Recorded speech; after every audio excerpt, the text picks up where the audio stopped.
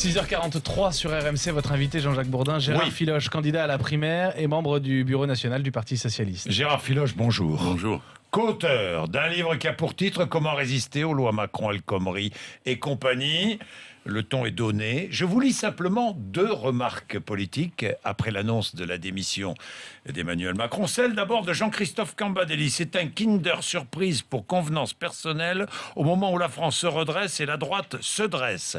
Et puis Nicolas Dupont-Aignan, Macron, porte-parole de la finance mondiale, soumission à Bruxelles, partisan d'une société low cost. Que dites-vous de votre côté, Gérard Filoche ? Macron vient de plonger. Il a quitté le tremplin. Il fait des altos, des rouleaux, et puis à la fin, ça fait plouf.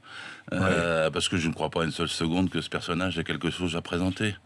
Et certes, on sait qu'il défend la banque, on sait qu'il défend le libéralisme, mais quand il parle, il est pour l'espérance. Qui n'est pas pour l'espérance ? Et quand il propose quelque chose, ça sonne creux tout de suite, on ne sait pas. Il va aggraver ce qu'il a fait pendant 4 ans, il n'y a rien de nouveau. C'est un personnage qui est usé et qui nous a usés. Il y a 1 300 000 chômeurs de plus. Vous vous rendez compte, depuis juin 2012, il était conseiller à l'Élysée, il était ministre de l'économie, c'est ça son vrai bilan. Et ensuite, après, c'est le garçon qui a fait des déclarations incroyables. Aux Britanniques, il leur a dit, vous avez eu la chance d'avoir Margaret Thatcher. Quand il était à Las Vegas, il a dit, il faudrait que les jeunes aient envie de devenir milliardaires. Quand il est en Allemagne, il a dit, il y a trop de chômage en France parce que les salariés sont trop protégés. Il a dit que les employeurs souffraient plus que les salariés. Et il a dit qu'il fallait que la France n'ait plus de statut. Il a dit que le libéralisme était une valeur de gauche aussi. Oui. Enfin, écoutez, il dit aussi je suis ni de gauche ni de droite. Oui, ni de gauche ni de droite. Ce qui fait que quand on est ni de gauche ni de droite, on est nulle part. On n'a pas de base. Et c'est ce qui va lui arriver, parce que c'est pas le centre. Le centre, ça n'existe pas. C'est comme le triangle des Bermudes. On le cherche, mais on le trouve jamais. J'ai vu d'ailleurs que l'UDI lui faisait déjà les yeux doux. Hein. Ouais. Bon, mais vous dites, oui, mais alors tous ceux qui soutiennent Macron répondent, oui, mais ceux qui le critiquent sont d'une génération qui croit que sans parti, on n'existe pas. Oh, lui... Est-ce qu'on peut exister sans parti là, lui, côté génération, c'est Rastignac, 19e siècle. Il y a toujours, je le répète, quand il y a dans les gouvernements qui sont un peu en crise, en train de finir, il y a toujours des personnages interlopes. De Raspoudine à Bernard Tapie.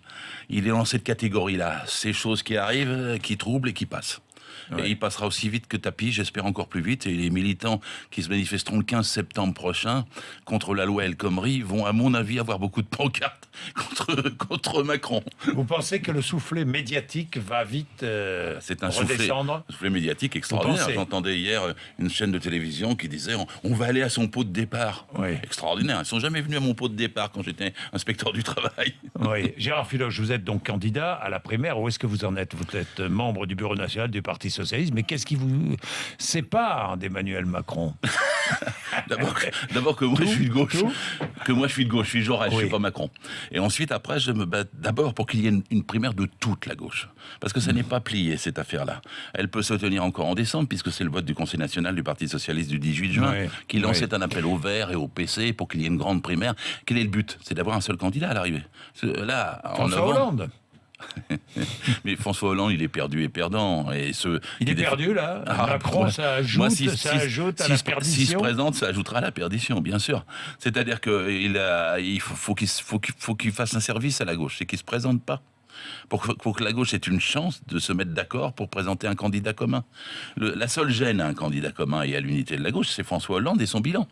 Il faut en sortir, il faut proposer pour les 5 ans qui viennent. Mais il y en a déjà plein. Il y a déjà Mélenchon que j'ai reçu hier. Ça, c'est pas un problème, qu'il y en ait plein. Il y a Arnaud Montebourg, il y a Cécile Duflot, il y a pléthore de candidats. Sûr. Mais ça, c'est normal avant une primaire. C'est pour ça qu'il faut une primaire. Mais Mélenchon a dit qu'il n'irait pas. Hein. S'il y a une vraie primaire de toute la gauche, vous verrez s'il ne change pas d'avis. Parce que s'il ne change pas d'avis alors qu'il y a une primaire de toute la gauche, ça sera difficile pour lui. Et moi, je suis absolument persuadé qu'on peut la faire. La question est entre les mains des Verts, entre les mains du Parti communiste. Je suis allé à leurs universités d'été le week-end dernier. J'ai essayé de poser la question parce que on peut la tenir le 4 et le 11 décembre prochain. Et on peut faire qu'à la fin, puisque vous dites qu'il y a pléthore de candidats, qu'il n'y en ait qu'un seul. C'est ce que finalement la droite est en train de faire. Ils en ont 12. Ils vont sortir avec un. Moi, je voudrais pas qu'en face, on ait 12 candidats de gauche. Je voudrais qu'on en sorte avec un. Et donc, c'est ça l'ambition d'une grande primaire de toute la gauche. Et s'il y a qu'un candidat de la gauche, ça changera toute la donne. Parce que les gens se disent, il y a à nouveau un espoir. Il y a un candidat de toute la gauche, il faudra qu'il ressemble à la gauche et la rassemble. Et donc, il serait gagnant. Tandis qu'évidemment, s'il y a 4-5 candidats, eh ben, c'est foutu Gérard d'avance. Filoche, que proposez-vous, vous, en gros, quelles sont les 2-3 mesures pour vous essentielles à prendre? La première, je défends les petits salaires et les petites retraites. C'est un vrai programme, monsieur. Parce que c'est 60% des gens. Hein, vous avez 7 millions de retraités qui sont en dessous de 1 000 euros. Vous avez 50% des salariés, c'est-à-dire quand même 12, 13, 14 millions qui sont en dessous de 1 700 euros. Et par au-dessus, vous avez 1% des gens, l'oligarchie, qui a tout. Des gens qui se payent des salaires à 600 SMIC. Et donc, c'est pour ça que je résume en 3-4 chiffres, si vous voulez. 1800, 60, 32, 20, 5 et 30. 1800, c'est 1800, c'est les euros pour le SMIC, c'est-à-dire le niveau qu'il faudrait atteindre. 60, c'est la retraite à laquelle il faut revenir. C'est absurde d'avoir des gens maintenant qui sont soi-disant devraient travailler jusqu'à 63 ans. En fait, ils sont dans les caisses de chômage. Et ça occupe en plus, quand ils travaillent, dans le cas où ils travaillent, la place des jeunes. Et l'espérance de vie est en train de reculer. Donc c'est toute cette histoire de retraite, ça tient pas, faut revenir à la retraite à 60 ans. C'est une mesure de réduction du temps de travail, comme la troisième que je propose, c'est à 32 heures. Parce qu'on est en retard dans la réduction du temps de travail. Le travail est partagé aujourd'hui en France sauvagement entre 6 millions de chômeurs et 6 millions de gens qui travaillent 50 heures. Là, il faut du partage. C'est la seule façon de réguler une société. Pour ça, il faut un bon code du travail. Le contraire de la loi El Khomri. Et puis ensuite, il faut 20. Pourquoi 20? C'est parce qu'il faut un salaire maximal. Il y a un salaire minimum, il faut un salaire maximal. C'est pas normal. Aucun humain n'a assez de talent ou de mérite pour gagner 20 fois plus que le SMIC.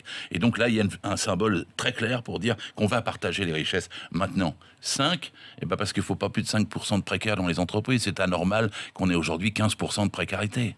Et puis la dernière chose, c'est 30, parce qu'il faut 30% au maximum d'énergie. Il faut 30% d'énergie renouvelable en 2022. Et donc, il faut à la fois tout, des mesures sociales et des mesures écologiques. Et il faut aller vers une 6e République. Je suis partisan. Moi, la première fois, j'ai écrit un article pour la 6e République, ça devait être en 1973. Et je me rappelle encore, j'avais 17 ans en 1962, j'étais contre l'élection du président au suffrage universel, quand De Gaulle l'a fait. Et je me disais, on va pas élire un roi. On en est encore là. Et regardez le pouvoir le pouvoir personnel de Hollande, ce que ça donne de mauvais. Donc je vous ai résumé les choses. Bon. Et je crois que si on partage les richesses maintenant, alors on sauve la société de sa crise. Richard à Bouzy, Gérard Filoche, Comment résister aux lois Macron, El Khomri et compagnie, les éditions Le Vent se lève.